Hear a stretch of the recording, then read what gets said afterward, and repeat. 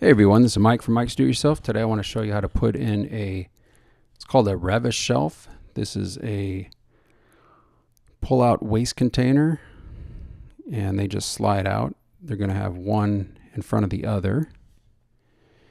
And Revis shelf, it's R-E-V, 3 different words, A and shelf. This is the 53WC series pull-out waste container. And the tools you're going to need for this, it's a Phillips screwdriver, a measuring tape, a drill, a 3/32 drill bit, a Phillips bit, or a Phillips screwdriver, some tape, and a pencil or pen. And they estimate the assembly time on this is about 30 minutes. So the first step that you want to do is to put the wall slides or wall sides into the slides. And when you line up the slides, you just want to make sure the feet go towards the middle of the whole thing or towards the inside. And the wall sides will just push back into this tab. And then once that is in there, you can put the front screws in.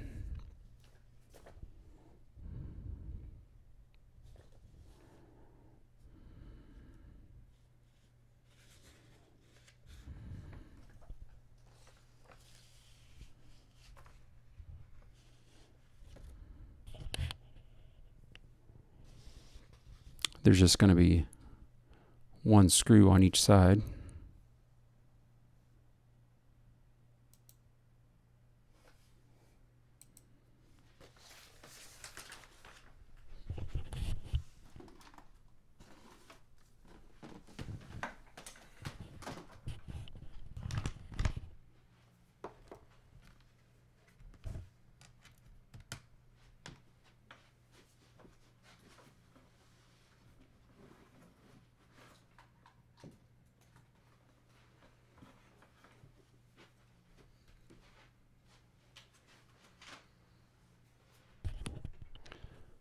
Now for the chassis bottom, you want to make sure that the end facing forward or the one that's curved goes towards the front.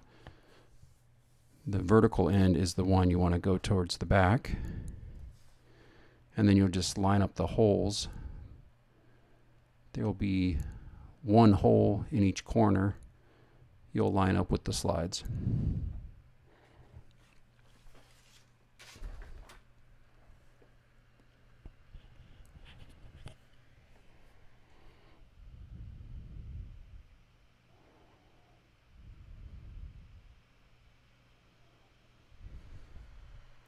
Now these connecting rods, there'll be a connecting rod you'll attach to it, and you can have this facing forward or having it face towards the back, either way, for the correct connecting rod end pieces. Now this template is what you're going to use to mark the holes for the slides that are attached to the bottom of the cabinetry. So you'll put the template inside the cabinet. You'll have the arrows towards the front. And then I'm just folding the back end to make it fit in there a little better.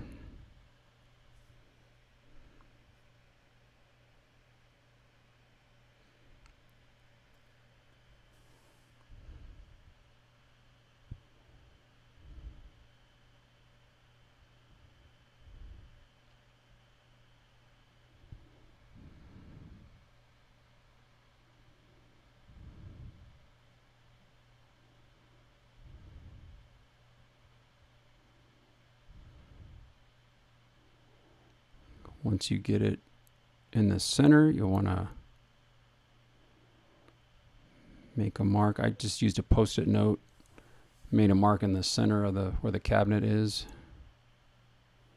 And that's where you'll line up the center of the template. And then I just taped it in the back and I taped it in the front. That way it wouldn't shift. And then you're using 3/4 inch screws. So you'll just want to make sure that there's nothing underneath like plumbing before you start drilling holes into the bottom of your cabinetry. So there's 2 holes for each feet. There'll be 8 holes total that you want to drill. And then once all 8 holes are drilled, you can clean out the wood shavings out of your cabinet.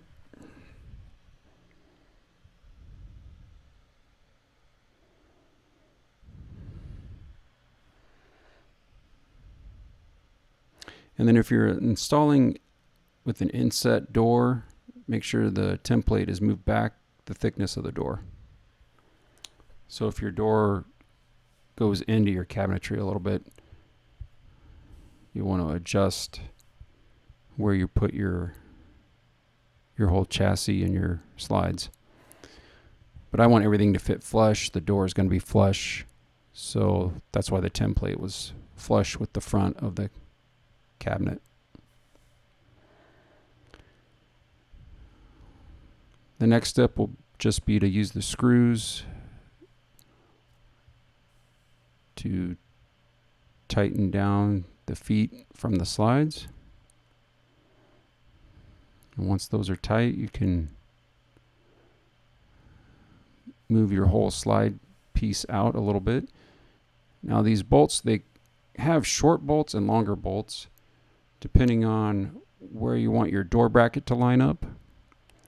And you want your door bracket to line up with the outer edge of your door. You do not want your door bracket to line up with the inside or the thinner section of your door. They've included spacers, so what I'm doing here is just checking to see which would fit best, either with spacers or without spacers.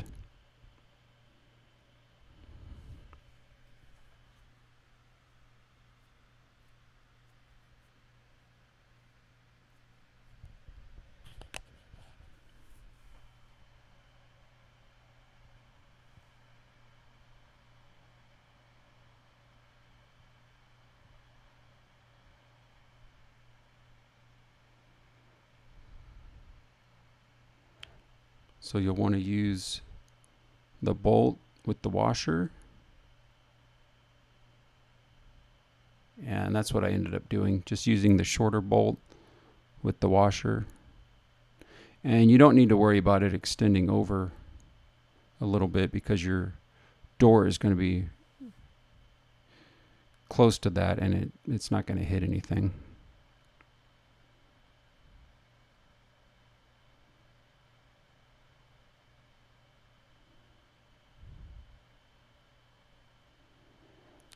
So that's how it would look with the spacer on it.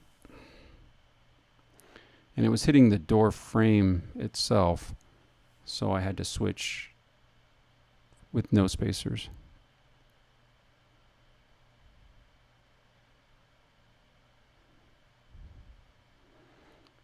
And then after that, you can take your hinges off your door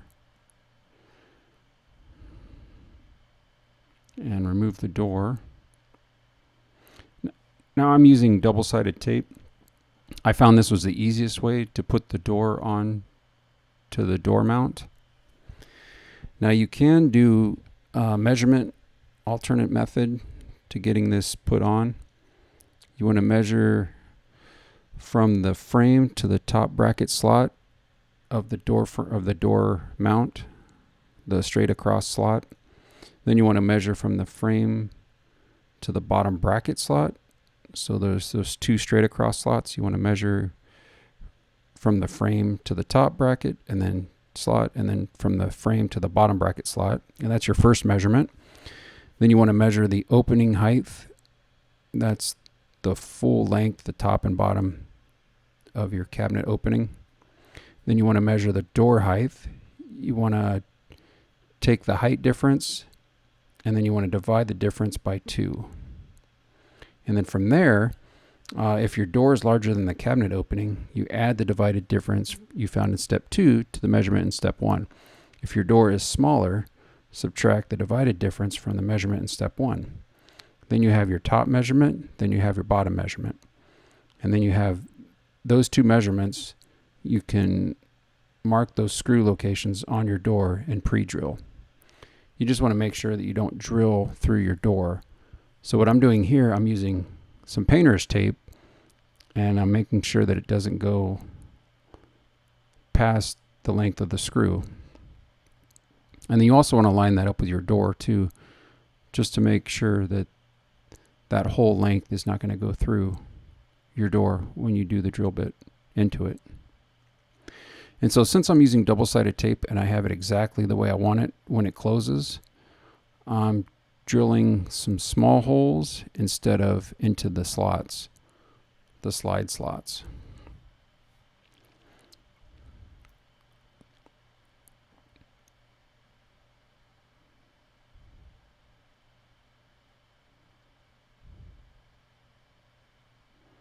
And like I said, this was the easiest way to get everything to line up, and you can make sure that it's not left, right, or crooked, and you're going to get the holes exactly the way you want them.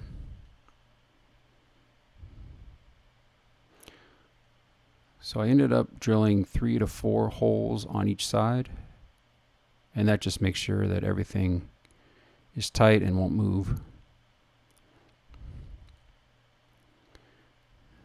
Now what I should have done was cut that tape off more just to be on the drill bit itself, but since I have it on the chuck, it's real easy for that to move if the drill bit gets loose. So you want to make sure that you keep pushing it on there so that way your measurement doesn't move from your painter's tape from your drill bit.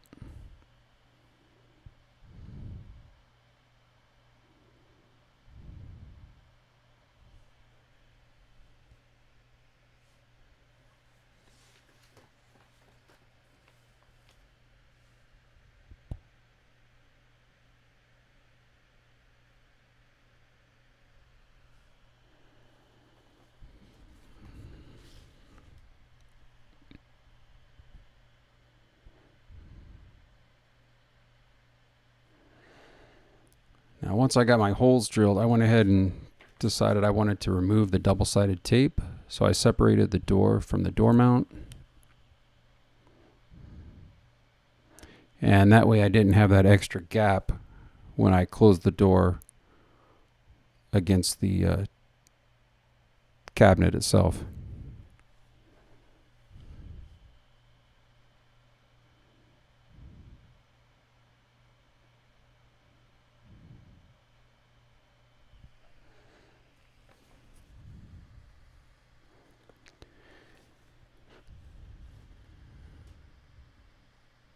And then when you got the cabinet door attached all the way, you'll be able to fully adjust the door by loosening and positioning the bolts on the side of the door mount bracket.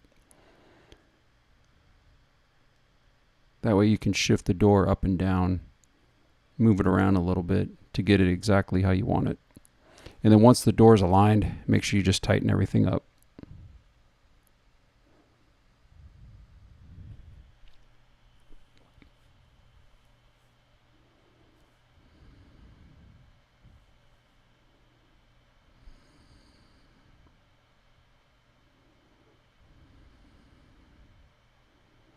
And that's how it looks after everything's tightened up.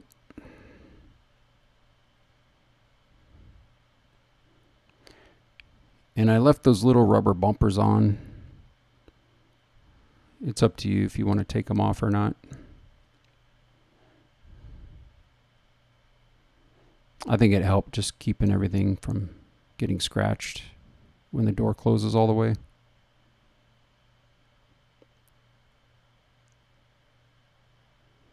Or it helps keeping the door from getting scratched against the frame when it closes. Now I ended up putting a handle on the top afterwards, but it's up to you whether you want to just leave your single handle on the side or add another handle on top. And you always have that option of putting wood filler and using some kind of wood paint or some kind of filler that's colored to match the cabinetry if you take out a handle. Well, the last step is just to polish it off and use it. So I'm just using some furniture polish. Well, this has been Mike from Mike's Do It Yourself. Good luck on your next home or automotive project. Thanks for watching. And don't forget to share, like, subscribe, and comment.